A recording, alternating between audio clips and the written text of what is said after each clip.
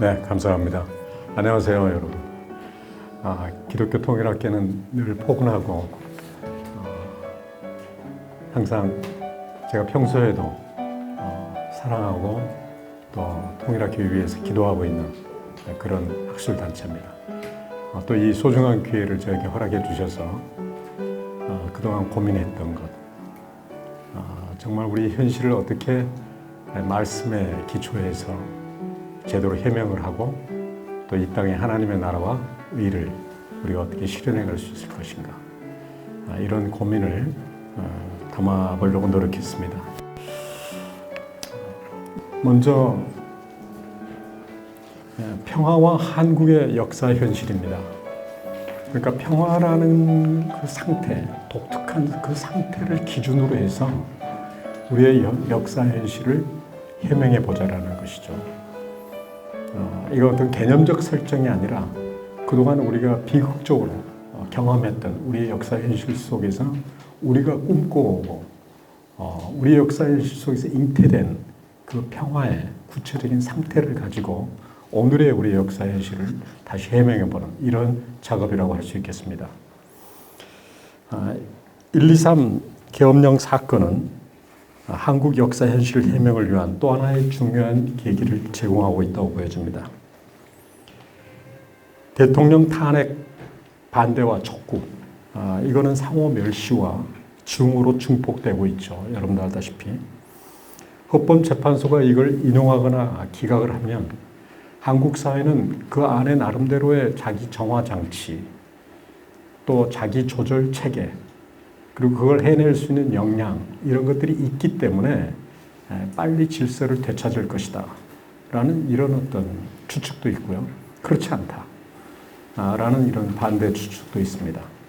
그런데 이런 두 가지 추측의 공통된 관심사가 도드라져 보입니다. 첫 번째는 입법, 사법, 행정, 이 세 개가 견제와 균형의 어떤 그런 방법을 통해서 자유민주적 기본 질서를 구축한다고 하는 이 자유민주적 기본 질서에 대해서 우리가 이번 탄핵 사건을 통해서 굉장히 전 국민적으로 관심을 갖고 있고, 이번에 그 헌법재판소의 판결 핵심도 이 자유민주적 기본 질서를 파괴한 것이냐, 아니면 유지하려고 한 것이냐, 이게 이제 판가름의 아주 핵심 기준이 되는 것이죠. 두 번째 관심사는 입법, 사법, 행정 이 세 개 정부 부서가, 물론 우리 헌법에는 행정부만 정부라고 보고 있습니다만 정치학계에서 또 세계 전체적으로 봤을 때는 입법, 사법, 행정을 전체적으로 정부라고 보는 것이 타당하다고 보여집니다.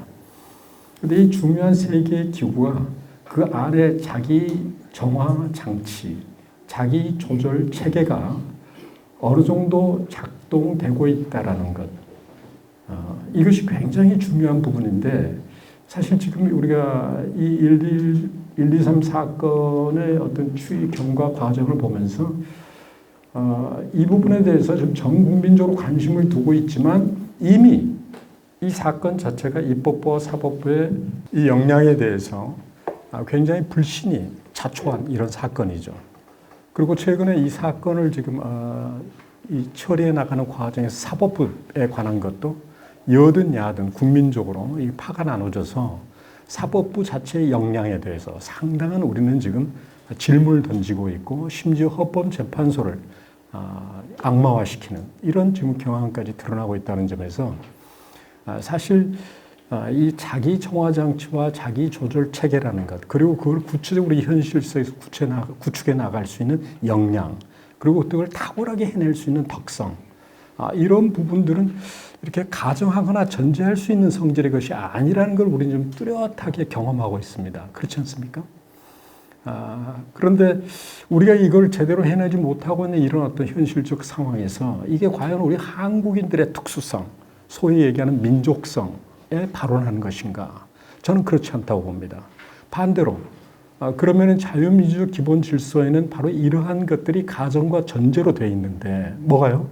자기 정화 장치, 그리고 자기 조절 체계, 그리고 그걸 구체적으로 현실화시켜 나갈 수 있는 역량, 그리고 그걸 탁월하게 해낼 수 있는 덕성, 이런 것들을 갖추고 있다는 전제하에서 상권 분립과 그들 사이의 견제와 균형에 의해서 자유민주적 기본 질서, 이제 우리가 가칭 평화로운 질서라고 할 때 그런 평화로운 자유민주적 기본 질서를 구축해 나갈 수 있다라고 하는, 또 그렇게 구축해 나간다라고 하는 그런 가정이 깔려 있죠, 사실은.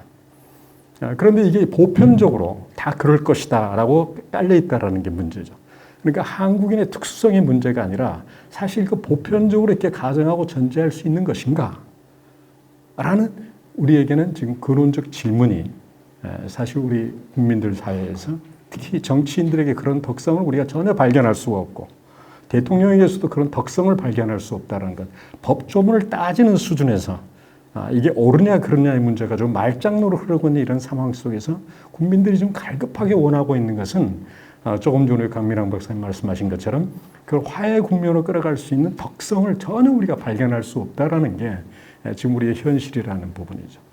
그런 점에서 지금 우리가 이 국면에서 던지는 이 질문들이 우리 현실 속에서 어떻게 그러면 이걸 우리가 현실 해명에 우리가 이걸 적용해야 될 것인가.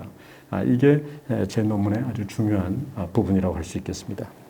그렇기 때문에 이 일군의 사람들이 자기 자신의 정화 장치는 물론 이런 공동의 삶의 터전인 생태계와 함께 자기 조절 체계를 잘 갖춰가는 것.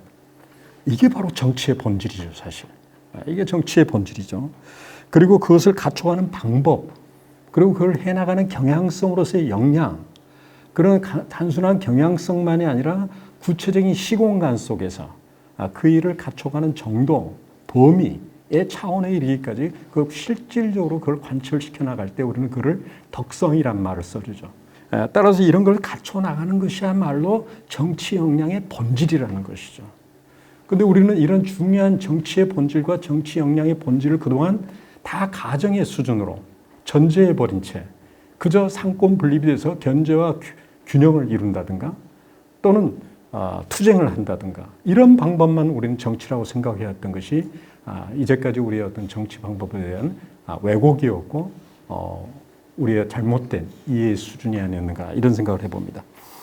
이런 어떤 정치 역량이라는 것은 생명활동의 과정에서 좋음과 좋지 않음, 옳음과 옳지 않음 이런 것들을 분별하면서 당면하는 좋지 않은 문제를 올바로 해결해 나아가는 바로 이런 실질적 역량으로서의 바로 이걸 우리는 주권적 역량이라고 할 수 있겠고요. 바로 이런 생명활동 과정에서 훈련되고 발휘되는 이런 주권적 역량이야말로 생명활동 역량, 줄여서 우리는 생명력의 실체가 바로 여기 있지 않냐. 생명력의 실체가 바로 이런 좋음과 좋지 않음, 좋지 않은 문제를 올바로 해결해 나아가는 역량이라고 한다면 바로 이게 주권적 역량의 핵심이고 정치력 생명력의 핵심이라고 한다면 이거는 양도될 수 있는 성질이 것이 아니라는 것. 주권을 위임할 수 있는 성질이 것이 아니라는 것. 이 부분이 굉장히 이번에 우리 탄핵 국면에서 이 사건 국면에서 전 국민적으로 전문가들뿐만 아니라 전 국민적으로 마음속으로 뭔가 답답해하면서 지금 뭔가 해명되지 않은 부분의 핵심이 바로 여기에 있지 않은가 생각됩니다. 그럼에도 불구하고 자유민주적 기본 질서는 이런 중요한 위치에 있는 주권을 단순히 법으로 인정되고 보장되는 경제적 소유권, 처분권, 처벌권, 그리고 정치적 판정권 이러한 것들로 규정되고 말아버리죠. 그러면서 이런 재반 권리는 자기 신체에 대한 소유권의 정당성이 근거를 두고 있어요. 그러니까 내 신체로 내가 노동을 하고 내 노동한 결과를 내가 소유하고 내가 소유한 것을 내가 마음껏 향유할 수 있고 향유한 나머지를 처분할 수 있고 처분한 것을 내가 처분하지도 않았는데 누군가가 그를 도둑질이나 강조질하면 내가 처벌할 수 있는 권리가 있다는 것. 이게 인간이 갖고 있는 가장 기본적인 권리의 항목의 내용이고 그 안에 담겨진 설계도죠. 그런데 조금 전에 말씀드린 것처럼 바로 이러한 것들이 자유민주적 기본 질서에 내장되어 있는 아주 중요한 설계도인데 이것들은 그냥 이렇게 가정하거나 전제된 상태로 받아들이기는 어려운 이런 국면에 우리가 지금 처해 있다는 얘기입니다. 이런 재반 권리, 바로 이게 주권의 일부인데 이게 국민의 대표에게 위임될 수 있다고 보고 바로 이 위임된 주권이 바로 권력의 근거이자 바로 기반인 것으로 이렇게 가정되어 있는 게 기존 자유민주적 기본 질서, 자유민주주의 헌법 소위 얘기하는 자유주의와 민주주의가 결합이 되어서 만들어진 오늘날 헌정체제의 핵심적인 아주 중요한 코어죠. 바로 이것 때문에 한국의 헌법에는 주권은 국민에게 있고 모든 권력은 국민으로부터 나온다라고 명시되어 있는 겁니다. 최근 세월호 문제와 박근혜 전 대통령 탄핵 때도 위와 같은 사례들이, 이와 같은 사실들이 전 국민적으로 각성이 되었어요. 아, 주권은 국민에게 있다. 그리고 국민이 갖고 있는 아주 중요한 권리, 이거는 잠시 국민의 대표들에게 위임해 준 것이다. 이걸 함부로 남용해서는 안 된다. 여기까지는 우리가 세월호 사건과 박근혜 전 대통령의 탄핵 사건을 통해서 우리가 인식이 됐는데, 이번에 지금 7년이 지난 2017년 이후 2024년 7년이 지난 오늘의 이 국면에서 우리가 겪고 있는 것은 이거보다 더 본질적인 것을 우리는 지금 겪고 있는 것이죠. 아, 이게 정말 위임할 수 있는 것인가? 국민이 갖고 있는 그 주권이라는 게 도대체 뭔가? 만약 이게 주권적 역량이라고 한다면, 이게 만약 생명이라고 한다면 우리 스스로 좋지 않은 문제가 무엇이고 그 좋지 않은 문제를 어떻게 올바로 해결해 나갈 수 있을 것인가? 바로 이게 실질적인 생명 역량의 핵심이라고 한다면 과연 나에게 그게 있는가? 그리고 우리 국민들에게 그게 있는가? 그리고 과연 우리는 그런 기준을 가지고, 그런 역량을 가지고 현실 우리 공동체가 당면하고 있는 문제를 우리 스스로 좀 진단해내고 있는가? 이 사회혁명 시대란 이 급격한 이 변화의 과정 속에서 우리가 과연 그런 역량을 지금 발휘하고 있는가? 그동안 선진국을 따라잡기 바빠서 계속 팔로업에 이런 어떤 국면을 밟아온 이 국면에서 과연 우리가 뭔가 이 정치도에 있는, 오히려 퇴행의 국면을 보이고 있는 이 혼재된 이 역사 현실의 이 상황이라는 게 도대체 뭔가? 바로 이 부분에서 우리가 해명하지 않고서는 우리가 앞으로 100년을 향해서 후대들에게 정말 살만한 터전으로, 생명의 터전으로 이 땅을 우리가 전수해 준다라는 것은 불가능하지 않은가, 이런 생각을 해봅니다. 그런 점에서 조금 전에 서두에 말씀드린 것처럼 자기 정화 장치와 자기 조절 시스템, 자기 조절 체계, 그리고 이것들 잘 구축해 나갈 수 있는 역량, 그리고 이걸 시공간 속에서 구체적으로 확보해 나가는 덕성, 바로 이러한 부분들이 가정할 수 없는 것을 가정할 이러한 사실들을 우리는 이미 겪고 있고, 이거에 대한 구체적인 해명이 이제 전문가적 수준에서, 특히 기독교 통일학교와 같은 바로 이런 전문가적 수준에서 이걸 구체적으로 해명해 내므로써 우리의 구체적인 복판 속에서 어떻게 하나님의 나라와 형태죠, 어떻게 그의 의의를, 올바름이죠, 일상에 우리가 관여하는 좋지 않은 문제를 어떻게 그 빛의 조명을 통해서 우리가 해명해 나아가고 우리의 현실을 개선해 나아갈 건가, 이런 구체적인 우리의 어떤 치열한 노력이, 경주가 요구되고 있는 시점이 아닌가, 이런 생각을 해봅니다. 그 다음 59페이지 맨 아래입니다. 자유민족 기본 질서와 이걸 질서를 잘 구축한 정치 공동체의 어떤 이런 일군의 작업은 독일인이 자기들의 역사 현실 속에서 좋은 질서로서 그들이 질문하고 응답해낸 결과물이거든요. 우리는 이거를 군사 그 혁명 이후 1960년 5.16 군사혁명 이후 그때 이거를 받아 수입해서 자유민주적 기본 질서라는 것 자체가 독일 헌법에서 이거 빌려온 겁니다. 그 뒤로 우리가 87 헌법에 이르기까지 계속 이 부분을 쓰고 있는데, 도대체 자유민주적 기본 질서라는 게 도대체 뭐냐? 이거에 대한 구체적인 질문과 거기에 대한 우리 스스로의 진정한 응답이 그동안 결여되어 있었는데, 지난 7년 전에 박근혜 전 대통령의 탄핵 국면에서나 이번에 1, 2, 3 이 탄핵 국면에서 이게 인용이 되느냐 기각이 되느냐라는 문제보다도 이 이후에 이걸 어떻게 처리해 나가고 이후에 우리가 어떤 질서를 구축해 나갈 것이냐, 구체적인 내용은 바로 이 질문에 대한 우리의 응답의 결과라고 보여집니다. 그래서 이제는 좋은 질서에 관해서, 달리 말하면 평화죠, 좋은 질서에 관해서 우리가 근원적으로 질문하고 구체적인 해석과 표현을 응답할 차례라고 보여집니다. 그런 점에서 이 글의 목적은 우리 한국인, 우리 자신의 역사 현실 속에서 그동안 겪은 주로 비극적인 일들을 바탕으로 해서 좋은 질서로서의 평화 상태, 이거에 관한 구체적인 해석과 표현을 평화 이념이라는 것, 또 평화 이론이라는 건 방법이죠. 이념이라는 건 구체적으로 그거를 말과 글로 표현해놓은 하나의 그 상태에 대한 워딩의 수준이라고 본다면 그렇다면 그걸 우리가 현실적으로 어떻게 그걸 구현해 나갈 것인가 방법이고 이 방법을 통해서 구체적으로 구현해 나가는 핵심 가치를 드러내는 게 철학이라고 할 수 있겠죠. 그렇다면 이 국면에서 우리에게 요구되는 것은 어떤 이념적 수준에서 우리가 슬로건 수준에서 고해의 수준에서 머물러버린 평화의 개념이 아니라 구체적으로 일상생활 속에서뿐만 아니라 우리의 어떤 정치, 중앙 정치 영역에서나 모든 삶의 영역에서 어떻게 이 평화를 우리가 구축해 나갈 것인가는 구체적인 방법론이 요구되고 있고 그러면 이 방법론의 가장 중요한 것은 모두가 함께 사모하고 소망하는 가치가 중요해요. 바로 이 가치를 어떻게 평화의 가치로 우리가 그걸 구체적으로 articulate, 표출해낼 것인가.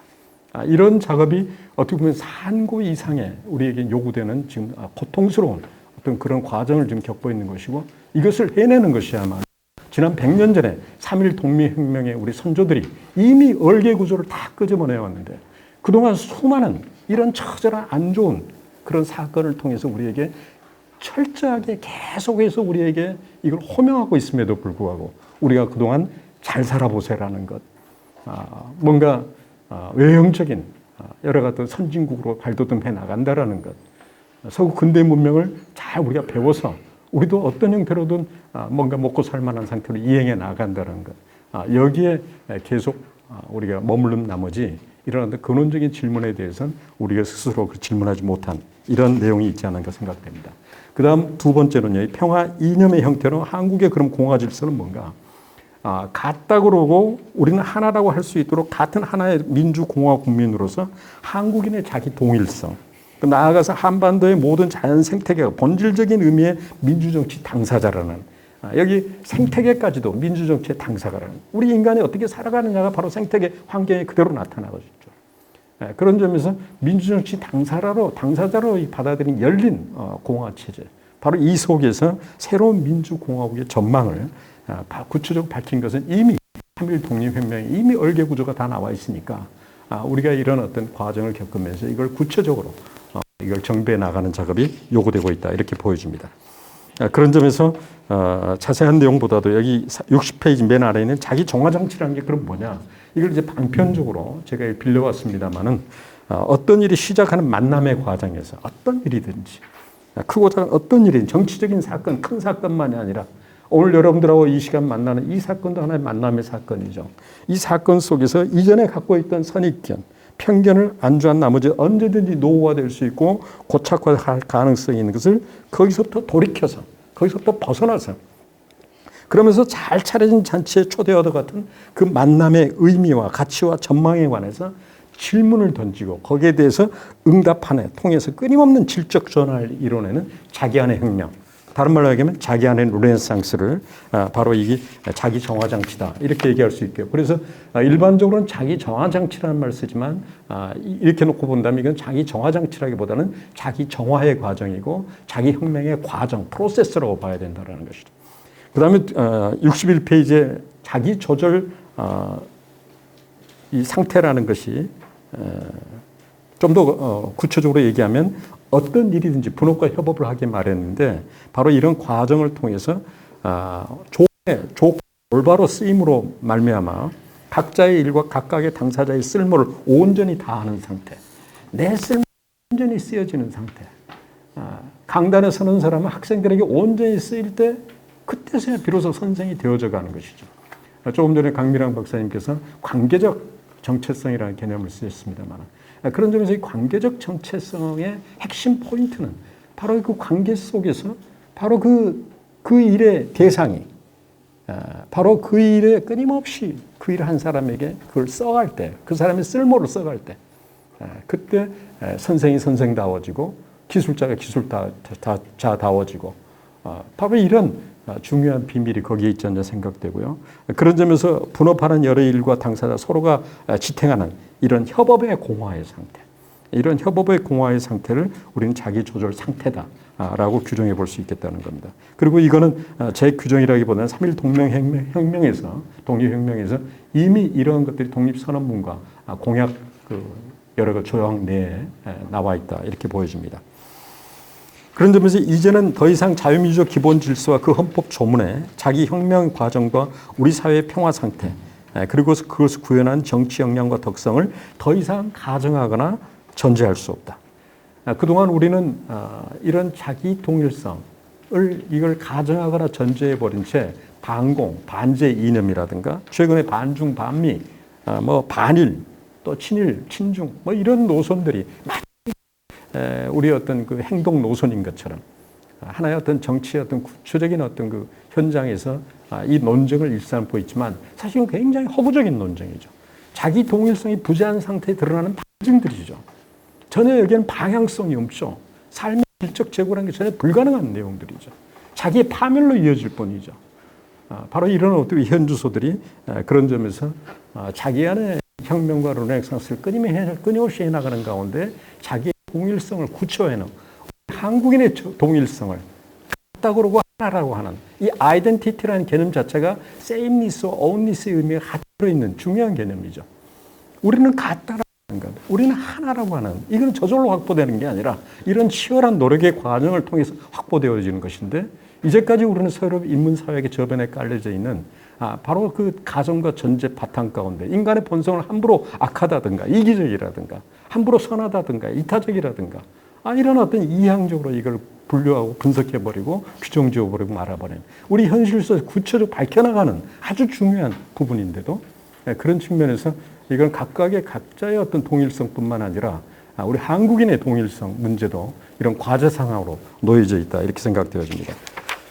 그 다음에 63페이지 보시면 평화 이론, 이걸 이제 구체적으로 이런 어떤 이념 수정만 가지고는 우리 현실에 이걸 구현할 수 없기 때문에 구체적인 방법이 요구되죠. 방법. 그게 바로 이론의 문제라고 한다면 이런 법치 중심의 자유민주주의 공화 체제, 아주 중요한 것들이 가정과 전제로 되어 있는 이런 부분들에서 이제 이거를 가정으로 둘 게 아니라 구체적으로 속할 수 있어 그에 대해 질문을 던지고 응답해야 될 내용인 것으로 그것이 우리의 정치의 내용이고 정치의 내용이며 우리의 국권적 역량을 제너레이팅 해나가는, 발전시켜 나가는 그런 내용이 주 포인트가 여기 있기 때문에 그런 측면 이걸 구체적으로 잘 해나가는 편안한 생명 공화 체제로 우리는 디자인을 바꿔야 되겠다. 이 기회에 우리는 이런 부분에 뭔가 우리가 관심을 두고 해나가겠다고 생각해요. 그 밑에 보시면은 바로 이 3.1혁명 당시 이끌어낸 특유의 방법과 이론 속에는 이미 동아시아의 불교라든가 유교라든가 기독교의 방법과 이론이 거기에 되어 있습니다.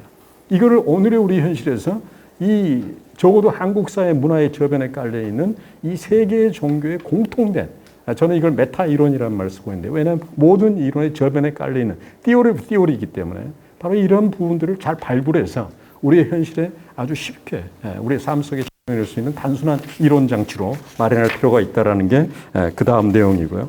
쭉 옮겨서 보시면 이런 것들을 적용했을 때 마치 배 짓는 일에서도 그 배 짓는 일의 방식 및 과정이 그 배의 상태와 모양을 바꿉니다. 그렇지 않습니까? 그런 것처럼 나라 일에서도 한 사람이 살아가는 일에서도 그 사람이 어떤 일을 해나가는 일상에서 해나가는 방식 및 과정이 그 사람의 삶의 상태와 모양을 바꾸죠. 어떤 단체가 꾸려져 나아가는 방식 및 과정이 방식은 way, 도, 이치죠.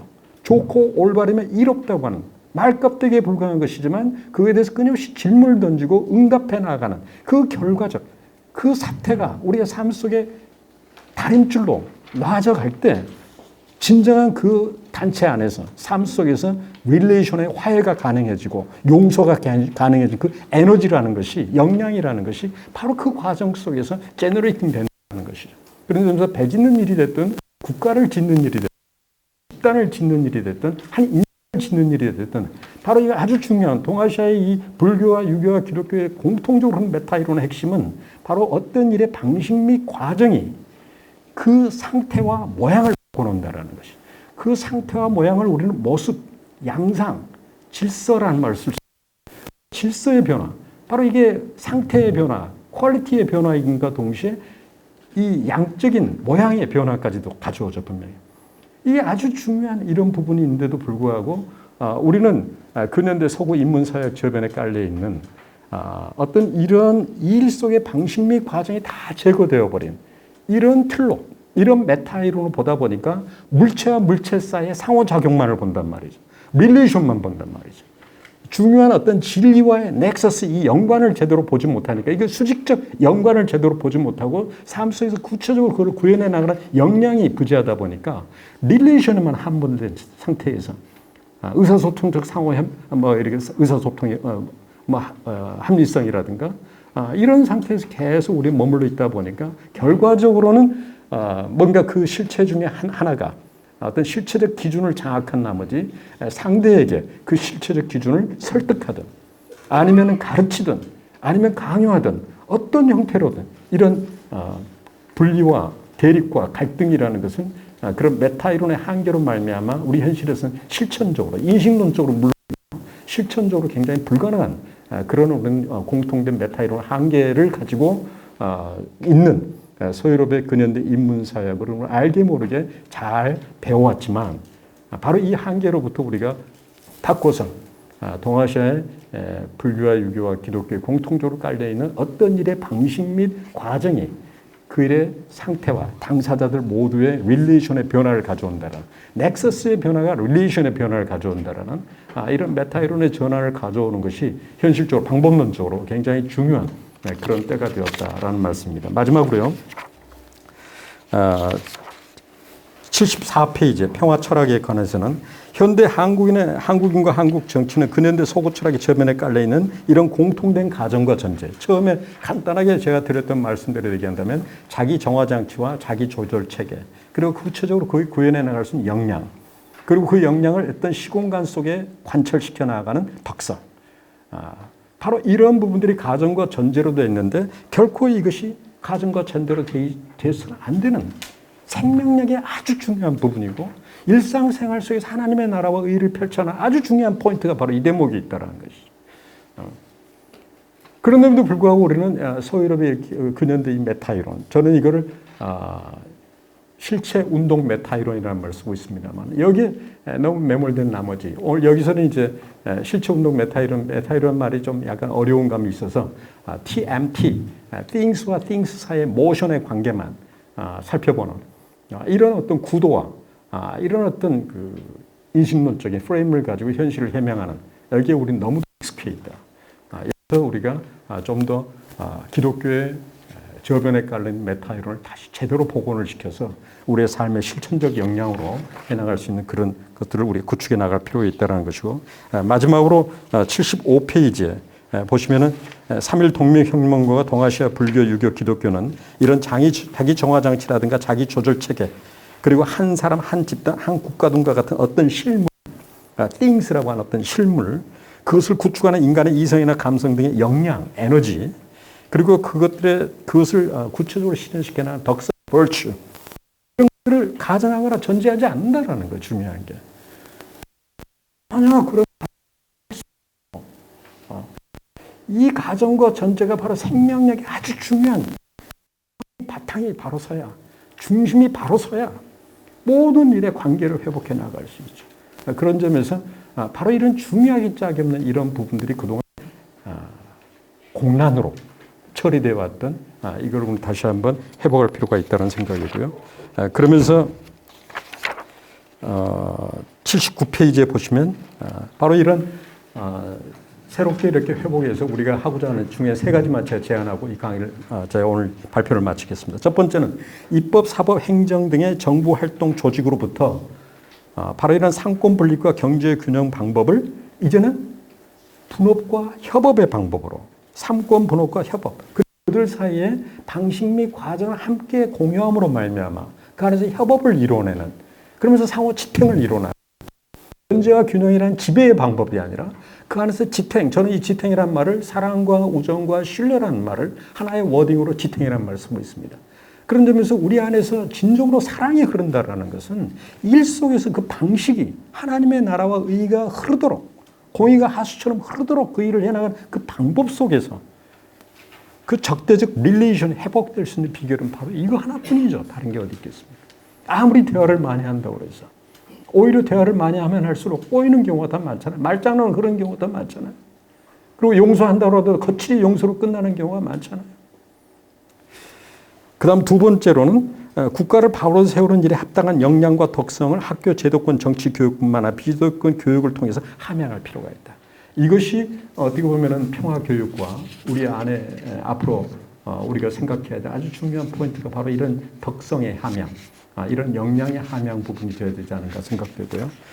마지막으로 이제 거기에 대한 디테일한 내용은 명시해 놨습니다만 82페이지에 우리가 권리라고 하는 것도 조금 전에 이 주권과 관련된 아주 중요한 자유민주주의 헌법의 가장 핵심 코어 밸류가 바로 이 부분이죠. 이 권리라는 것. 그런 점에서 소유럽에 일어났던 헌법 체계를 배웠던 메이지 유신 무렵의 일본인들은 이 right이라는 말을 어떻게 번역해야 하냐를 가지고 굉장히 고민을 했고 논쟁을 했습니다. 그런데 우리는 왜 이게 권리라는 말로 번역되는조차도 우리는 질문하지 않아요. 사실 이게 아주 중요한 부분입니다. 그때 후쿠자와 유기치라는 사람은 이걸 통의라고 번역을 제안했어요. 권리라는 번역보다는 통의, 말 그대로 통하는 올바름이죠. right이라는 말로 원래 오른쪽 뜻도 있지만 올바름이라는 뜻이지 않습니까? 사실 이 right이라는 말의 핵심 의미는 올바름, justice의 의미입니다. righteousness나 right justice나 같은 의미죠. 얘기하고자 하는 말.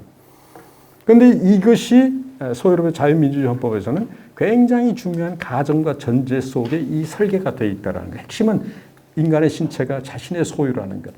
요즘 성 전체성의 문제라는 이 모든 문제의 발단도 사실 여기서부터 비롯된다고 보여집니다. 그런 점에서 인간의 어떤 정체성이라는 것은 어떤 일이 나가는 방식 및 과정을 통해서 우리가 구현되어져 나가는 그 역량 속에서 발현되어져 나가는 그것이라고 본다고 한다면 어떤 권리의 신체의 소유권으로부터 출발하는 노동권이라든가 소유권이라든가 그 다음 처벌권, 처벌권으로 나가는 이 프로세스가 완전히 전도 뒤바뀌어야 된다는 것이. 오히려 어떤 일을 해나가는 그 일 과정 속에서 좋지 않은 문제를 해결해 나가는 처분 이후에 구체적으로 그 향유해 나가는 것, 그 다음 향유 위에 응분의 그 일을 방식 및 과정을 통해서 그 일을 탁월한 역량과 덕성으로 그걸 해냈을 때 거기에 소유권이 응당한 책임에 따른 그 덕성에 따르는 소유권이 주어지는 거예요. 오늘날 우리 재산권 문제의 핵심도 저는 거기에 있다고 보여지고요. 오늘날 우리가 지적 재산권이라는 건 사실 신체를 이미 떠나버린 권리거든요. 신체를 이미 떠나버린 이 데이터 소유권 이것과 신체에 여전히 머물러 있는 우리의 어떤 소유권이 혼재된 나머지 국제적으로나 국내적으로나 사실 우리의 이 자연법적 정당성이 심각하게 훼손되고 있고 흔들리고 있고 그리고 어떤 재산에 대한 존중이라든가 어떤 상대에 대한 인격에 대한 존중이 다 훼손된 채 모두가 다 강도질과 도둑질 어떤 이런 상황 속에 내몰리는 우리는 어떤 21세기 현실 현대 국면에서 미국이라든가 유럽 애들이 지금 하고 있지 못하는 아주 중요한 이런 핵심적인 포인트 이 부분에서 우리 한국의 특별히 우리 기독교 통일학회 같은 이런 소중한 단체에서 바로 이런 부분 핵심 코어에 해당하는 바로 이 핵심적 우리의 삶의 가치를 조명해낼 수 있는 이런 법적 장치로도 조금 전에 강미랑 박사님께서 우리가 평화를 해나가려면 법적인 제도적 장치가 참 중요하다고 그러는데 그 법적 제도적 장치의 가장 중요한 게 법의 정당성 문제죠. 그 정당성의 근거를 우리가 어디다 둘 것인가. 결과적으로는 오늘 강의 초반에 말씀드린 것처럼 모든 걸 다 가정과 전제로 놔둘 수 있는 게 아니라 바로 어떤 일을 해나가는 방식, 좋음과 올바름에 대해서 평빈, 말껍데기에 불과한 것이지만 좋음의 하나님의 나라의 그 상태를 구체적으로 질문하고 응답해 이 사건 속에서 1, 2, 3이라는 사건 속에서 그리고 그걸 구체적으로 현실적으로 구현해 나갈 수 있는 올바름에 관한 구체적인 해석과 표현을 해는 이 부분이 바로 우리 각자의 응분의 책임을 다하고 거기에 대한 권리가 주어지는 이 시스템 속에 담아내야 될 핵심 포인트가 아닌가 이런 생각을 해봅니다. 감사합니다. 김병욱 박사님의 이 논문은 동서 비교 철학적 논의가 논문의 전반에 깔려 있고 그리고 곱씹어볼 내용들이 참 많습니다. 마치 하이데거가 자신의 존재 철학을 구축하기 위해서 자신의 용어를 만들어서 사용하는 그런 방식으로 자신의 용어를 만들어서 사용하고 있기 때문에 상당히 그 논평하기가 까다롭고 제가 이 논문을 금요일 날 받다 보니까 제가 그 사실은 집에 못 가고 밤을 꼴딱 새우면서 우리 고향말로 쇠가 빠졌습니다. 이거 논평한다고 좀 일찍 오지 않아서 그런데 어쨌든 여러 가지 심상찮은 논의들이 도사리고 있는데요. 뭐 다 앞에 설명하셨기 때문에 논평 3페이지로 바로 가겠습니다. 평화철학과 한국의 민주, 정치, 가치 여기서부터 속도 있게 읽겠습니다. 자, 여기에서 저자는 한국의 민주정치 가치와 평화 철학을 중심으로 서구 철학의 한계와 동아시아의 철학적 대안에 대해서 논의합니다. 그리고 여기서 서구 철학의 이분법적 대립 구도를 비판합니다. 한국 정치는 근현대 서구 철학의 주객 이분적 대립 구도와 주체인 관찰자가 객체인 대상을 지배하고 포획하는 관찰자 시선에 깊이 영향을 받아왔다는 것입니다. 이러한 철학적 구도는 인간과 사회를 분리된 주체와 객체로 보고 이를 통해 인간의 능력이나 역량을 전제하거나 평가하는 경향을 보입니다. 그러나 이는 인간의 자기 조절 체제나 자기 정화 장치를 지나치게 단순화시키고 생명 활동의 복잡성을 간과하는 문제를 초래한다고 지적합니다. 그리고 또한 3.1 독립혁명과 동아시아 철학에 대해서 언급하고 있는데요. 저자는 3.1 독립혁명의 의의와 가치를 다음과 같이 평가합니다.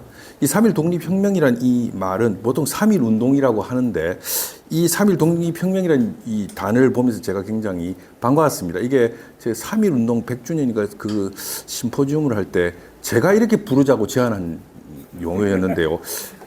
이게 저의 용어를 좀 차용하신 건가요? 예, 어쨌든 반가웠습니다. 그래서 3.1 독립혁명은 서구 철학의 이분법적 구조를 거부하고 동아시아의 종교적 전통인 불교, 유교, 기독교 사상을 기반으로 하여 주체와 객체의 일방적인 도식이 아니라 방식, 과정, 이론적 지탱 구도를 제시합니다.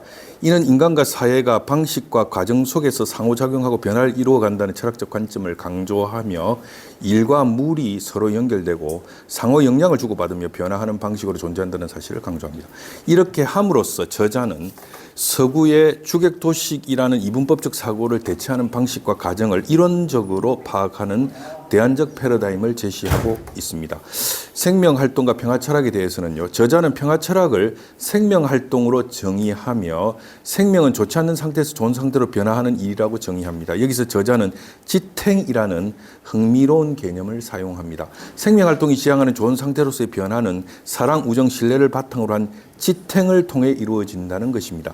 그리하여 한국 민주정치의 핵심 가치는 생명, 지탱, 평화가 되어야 하며 이는 사회와 정치에서 생명활동을 지속적으로 지탱하는 방식으로 실현되어야 한다는 사실을 강조합니다.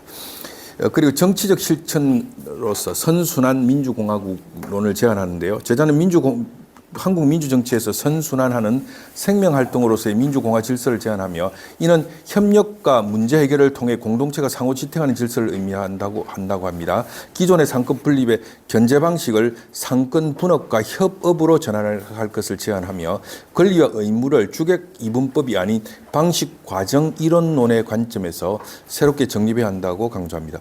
그리고 서구 철학의 한계와 대안을 여기서 제시하는데요. 넘어가겠습니다. 저자는 서구 철학의 주객 이분법 대립 구도는 결국 인간과 사회를 지배와 역지배의 대립 내지는 대결의 관계로 몰아가며 이는 생명과 평화의 가치에 반하는 결과를 초래한다고 지적합니다. 이렇게 주체와 객체를 맞세우고 주체에 의한 객체의 일방적인 지배를 정당화시키는 이러한 이분법적인 인식론의 극단적 폐해가 이번 12.3 계엄 사태로 표출되어 나왔다고 하는 것이 저자의 정치 철학적인 성찰인 것 같습니다. 서구 철학의 일방적인 주객도식의 인식론에 반하여 방식과 과정을 이론론적으로 이해하는 동아시아의 평화철학은 생명활동을 지탱하고 돌보는 원리를 내포하고 있으며 이를 통해 지속 가능한 사회를 구축할 수 있다고 제안합니다. 결론적으로 한국 민주 정치의 진정한 가치와 평화철학은 생명활동을 기반으로 한 새로운 정치 질서를 제시하는 것이며 이는 서구의 이분법적 사고에서 벗어나 선순환과 지탱의 개념을 중심으로 하는 민주적 실천이 필요하다는 사실을 강조합니다. 자, 그럼 기여를 보겠습니다. 이 논문의 가치는 오랫동안 서구를 지배해왔던 주객도식의 이원론적 인식론의 정치 철학적인 문제와 위험성을 잘 해명해주고 있다는 데 있습니다.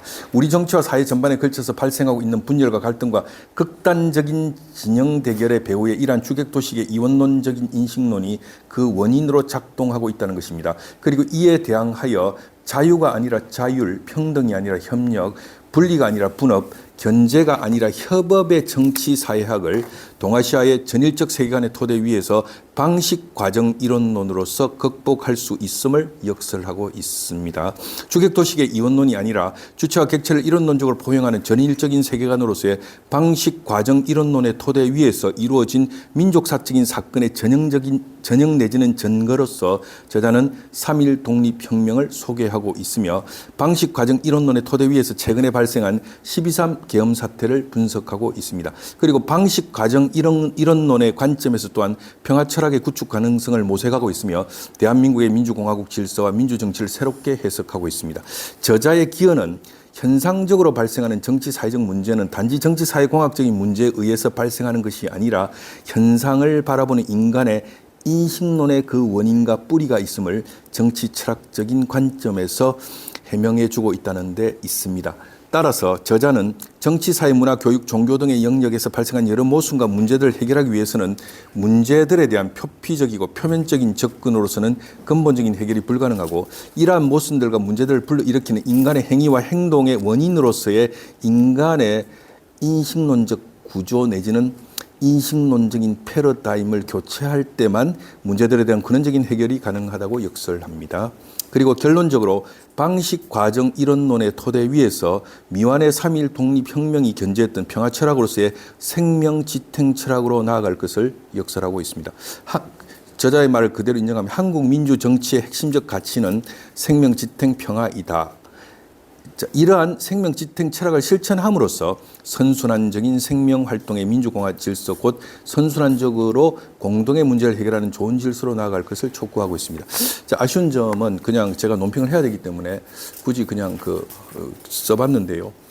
자, 이 논문의 기여에도 불구하고 아쉬운 점이 있습니다. 이 논문은 서구의 주객도식의 이원론에 대한 문제의식과 더불어 동아시아의 주체와 객체를 나누지 않고 전일적으로 파악하는 사물과 세계에 대한 이론론적 인식론과 그러한 인식론의 중요한 이유에 관한 수많은 정보와 아이디어를 담고 있음에도 불구하고 그의 논지 자체가 정합적이지 않는 측면이 있고 방만하고 좀 피상적이라서 읽는 가운데서 어려움이 있었습니다. 저자의 견해를 좀 더 첨예하고 설득력 있게 제기하기 위해서는 좀 더 정합적이고 글이 구체적이어야 할 것으로 사료됩니다. 또한 한 가지 아쉬운 점은 이 글이 동아시아적 이론론적인 세계관과 인식론의 중요성에 대한 역설하고 서구의 주객 대립도식의 이원론의 정치적 사회적 폐해가 무엇인지를 다양한 차원에서 지적 분석하고 있음에도 불구하고 정치공학적으로는 너무 기계적인 중립성을 지키면서 논지를 전개하는 인상이 좀 있습니다.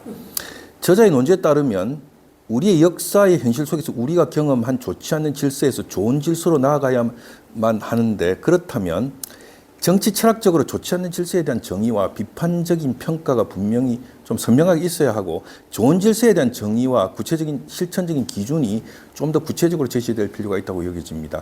이것은 이원론이냐 이론론이냐의 문제와는 다른 차원의 문제로 사료됩니다. 정치공학적으로 중립성과 공정성 그리고 양시론이나 양비론이나 만비론, 즉 모두 까기는 때때로 진실을 회피하거나 사태의 진실에 접근하기가 두려울 때 사용하는 정치적 수사일 경우가 많습니다. 물론 저자의 글이 이러한 약점을 노출시키는 인상을 불러일으키는 것은 그것이 저자의 의도라기보다는 이 글이 구체적인 논문을 쓰기 위한 전 단계 아니면 구체적인 제가 이 글을 읽으면서 받은 인상은 저작을 위해서 전 단계로서 자신의 아이디어를 모아서 정리한 것이 아닌가라는 그런 인상입니다. 그래서 전 단계로서의 저자의 여러 논지와 아이디어를 정리하는 성격 때문에 이러한 약점을 노출시키고 있지 않는가라는 그런 추측을 해봅니다. 아마도 맞을 거라고 여겨지는데요. 자, 논평을 마무리하겠습니다. 이 글은 세계와 사물과 사건을 파악하는 인간의 인식론 내지는 인식 구조가 실제적으로 정치 현상에 어떤 영향을 주는지를 정치 철학적으로 해명한 의미심장한 논문입니다. 서구의 주객 이분법적인 도식은 역사 속에서 주체와 객체, 하늘과 땅, 이데아와 현상, 영혼과 육체, 남자와 여자, 백인종과 유색인종, 제1세계와 제3세계를 분리하고 나누며 전자가 후자를 착취하는 정치사회적 메커니즘을 정당화시킨 측면이 강합니다. 이에 대하여 저자는 이러한 심각한 이분법 내지는 이원론을 극복하는 전일적인 세계관 내지는 인식론으로 방식, 과정, 이론론을 제시하고 있습니다. 이것은 바빙크가 말한 하늘과 땅으로서의 세계와 영육 통일체로서의 인간, 바르트가 말한 땅을 위한 하늘, 인간을 위한 하나님, 보네프가 말한 타자를 위한 존재로서의 그리스도와 교회와도 일맥상통하는 사상이 아닌가 합니다. 저는 신학자이기 때문에 그러한 어떤 일깨움을 이 글이 저에게 제공하고 있어서 감사했습니다. 저자인 김병욱 박사님의 방식 과정 이론론과 그것을 바탕으로 하는 생명 지탱 철학과 방식 과정 이론론적 지탱 구도의 정치 철학이 아름답게 정립되고 구축될 날을 기대하면서 기다립니다. 좋은 글을 논평하게 해주신 김병욱 박사님께 이 시간 경애의 마음을 전합니다. 감사합니다. 네, 감사합니다. 평소 존경하는 우리 이동영 교수님의 논평을 이렇게 받는 것 자체가 저로서는 상당히 감사드리고 영광입니다. 사실 제가 오늘 기독교 통일학회 이 글을 발표하면서 논평자 분이 이동영 박사님이라고 나중에 이제 알았어요. 나중에 알았는데 사실은 이동영 박사님은 제가 개인적으로 상당히 존중하고 있는 분이고 제가 연구실까지 찾아가서 같이 차도 나누고 그러는 관계입니다. 그리고 오늘 어떤 논평을 해주실 건가 이거는 이후 방금 말씀하신 것처럼 하나님께서 제 인생에 허락해 주시는 그 기한까지 끝까지 제가 견지해야 될 저의 사명의 어떤 내용이 되기 때문에 오늘 이 교수님께서 논평해 주신 내용은 저에게는 아주 주옥 같은 논평이고 제가 앞으로 제 연구 활동에 굉장히 중요한 걸음 또 좋은 하나의 안내 역할을 해줄 것으로 믿어 의심치 않습니다. 감사합니다. 네, 감사합니다.